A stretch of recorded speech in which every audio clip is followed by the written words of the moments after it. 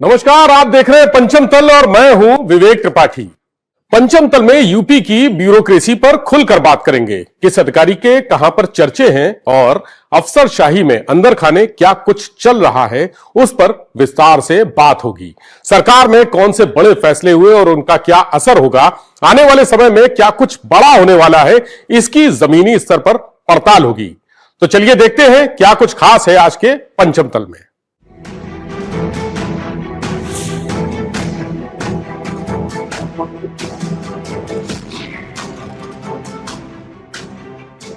अब बात नगर निगम की, क्योंकि नगर निगम के पार्षद ललित किशोर तिवारी के शपथ ग्रहण का सवाल अब बवाल बन गया है।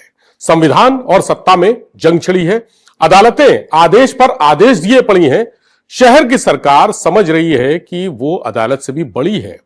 मेयर सुषमा खरकवाल जिद पर अड़ी है। इस सारे तमाशे के बीच लोकतांत्रिक व्यवस्था हाशिए पर खड़ी है। ऐसे में प्रयागराज हाईकोर्ट की लखनऊ बेंच को ऐसा कदम उठाना पड़ा कि शहर की सरकार सकते में आ गई, होश ही उड़ गए।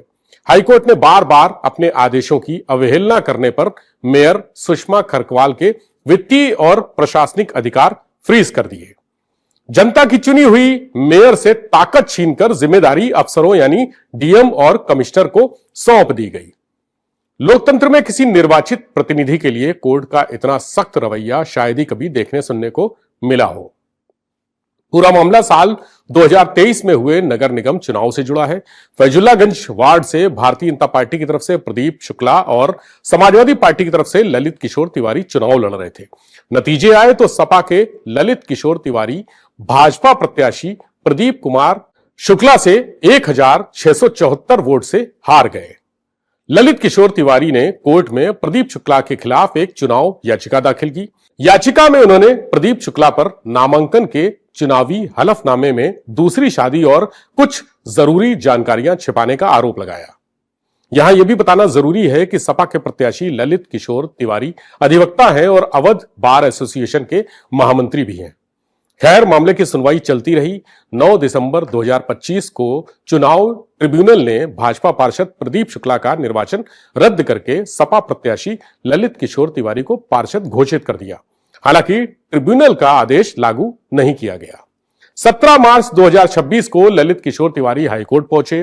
13 मई 2026 को हाईकोर्ट ने ललित को 1 हफ्ते के भीतर शपथ दिलाने का आदेश दिया।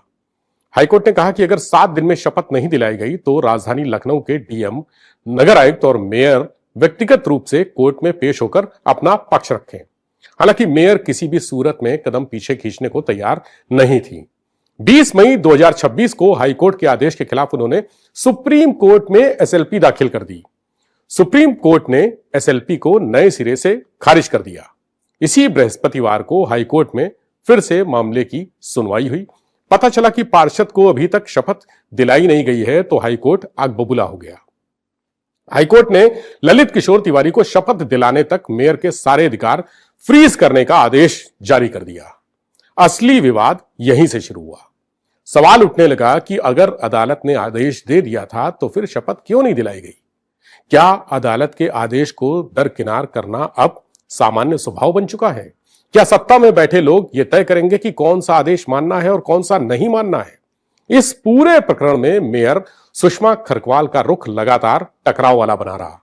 हाईकोर्ट के आदेश के बावजूद उन्होंने शपथ क्यों नहीं दिलाई? मामला सुलझाने के बजाय मेयर हाई कोर्ट और सुप्रीम कोर्ट के चक्कर लगाती रही। क्या यह मेयर के अहम की लड़ाई थी? और इस लड़ाई में जो लाखों रुपए खर्च हुए वो किसके थे? जनता के ही तो थे ना। हाईकोर्ट ने जो किया वो सिर्फ कानूनी कार्रवाई नहीं बल्कि एक राजनीतिक संदेश भी माना जा रहा है। अदालत की अवमानना का राजनीतिक कवच हमेशा काम नहीं आता।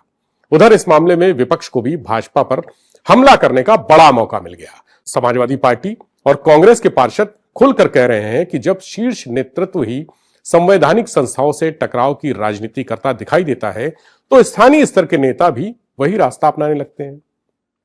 विपक्ष इसे संविधान बनाम सत्ता अहंकार की लड़ाई बताने में जुट गया है। सबसे दिलचस्प बात यह है कि लखनऊ नगर निगम मेयर का यह कोई पहला विवाद नहीं है। सुषमा खरकवाल का कार्यकाल शुरुआत से ही विवादों के टकराव के बीच रहा है। कभी अफसरों से तनातनी, कभी सदन में हंगामा और अब अदालत की फटकार। सवाल यह भी उठ रहा है कि क्या राजनीतिक संरक्षण ने व्यवस्था को इतना निर्भीक बना दिया है कि अदालत के आदेश अब सुझाव लगने लगे हैं। इस पूरे घटनाक्रम ने एक और गंभीर सवाल खड़ा कर दिया है। अगर एक निर्वाचित पार्षद को अदालत के आदेश के बावजूद शपथ नहीं मिल सकती है, तो आम नागरिक के संवैधानिक अधिकार कितने सुरक्षित हैं? लोकतंत्र में अदालत अंतिम उम्मीद मानी जाती है, लेकिन जब अपना ही आदेश लागू कराने के लिए अदालत को मेयर के अधिकार फ्रीज करने पड़ जाएं, तो सिर्फ एक व्यक्ति की हार नहीं है, पूरे सिस्टम की कार्यशैली पर बड़ा सवाल है। फिलहाल नगर निगम डीएम और कमिश्नर के हाथों में है। हाईकोर्ट ने कहा है कि मेयर सुषमा खरकवाल के अधिकार तब तक फ्रीज रहेंगे जब तक वो ललित किशोर तिवारी को शपथ नहीं दिला देती। मेयर सुषमा खरकवाल पार्षद ललित किशोर तिवारी को शपथ कब दिलाएंगी, इसका सभी को इंतजार है। तो पंचम तल में आज के लिए इतना ही। अगले हफ्ते हम ब्यूरोक्रेसी और पॉलिटिक्स की कुछ और खबरें लेकर आएंगे। नमस्कार।